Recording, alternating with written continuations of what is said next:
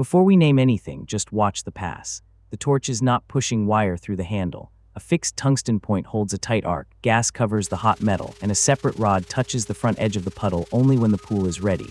That is the first big idea in TIG welding. The process is not simpler because the wire disappeared from the torch. It is more exposed. Heat comes from the arc, shielding comes from gas, filler comes from the other hand, travel comes from the torch hand. Current can rise and fall under the foot pedal, so the bright spot is not a flame being dragged across steel. It is a small heat window. If the window is too cold, the puddle will not wet into the joint. If it is too hot, the edge washes out or the metal sags. If the filler arrives at the wrong time, the bead records that mistake immediately. TIG stands for tungsten inert gas. You may also hear gas tungsten arc welding. The names point to the same separation. A non-consumable tungsten electrode makes the arc, an inert gas shield protects the pool, and filler metal is added separately when the joint needs it.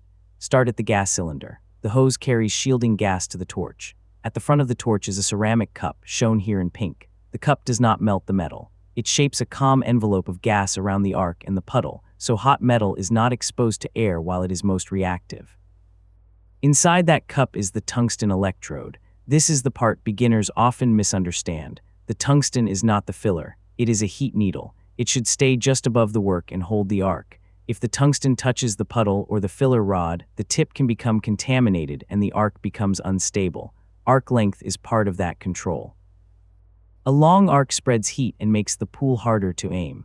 A short, steady arc keeps the heat window tight. The goal is not to bury the tungsten in the metal. The goal is to hold a clean gap that lets the arc do the melting. The power source drives current through the torch, across the arc, through the workpiece, and back through the return clamp. That return path must already be connected before the arc starts. The foot pedal sits in the control path. It lets the welder ramp heat in and out without changing the filler hand. Now slow the torch down. The gas begins first. Then the arc forms under the tungsten. The arc is narrow, bright, and local. It melts the surface of the base metal into a pool without consuming the tungsten into the bead. The gas shape matters because the clean metal is only clean while it is protected.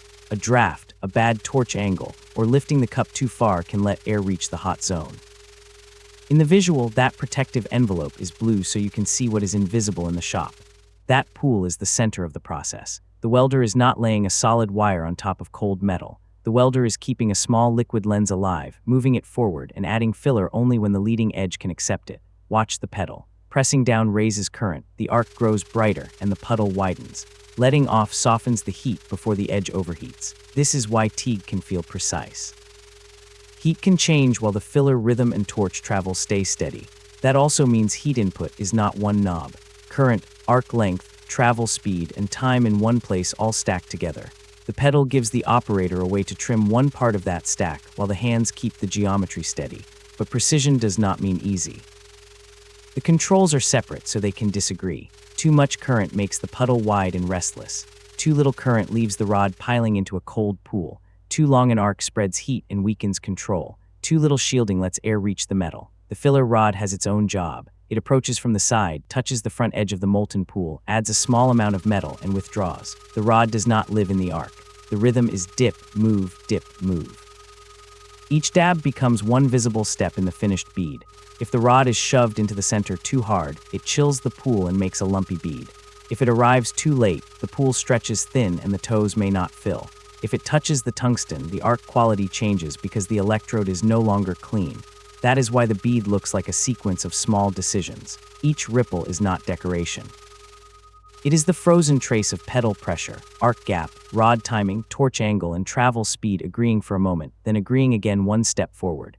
So a clean TIG pass is a balancing act, but not a mystery. Gas protects the hot zone. Tungsten holds the arc. The pedal sizes the heat window. The filler rod feeds the leading edge. The torch hand moves the window forward. The bead behind the pool is the record of whether those controls agreed. Now watch the full system again. The return path is already connected. Gas starts before the arc. The pedal ramps current into the tungsten. The arc opens a controlled pool. The filler rod dips in rhythm. The torch moves, the pedal trims the heat, and the bead forms behind the puddle. That is TIG welding in first principles, not wire feed through a torch, and not just a hotter flame. It is a non-consumable tungsten arc, a gas shield, a foot-controlled heat window, a separate filler rod, and steady travel, all synchronized at one molten point.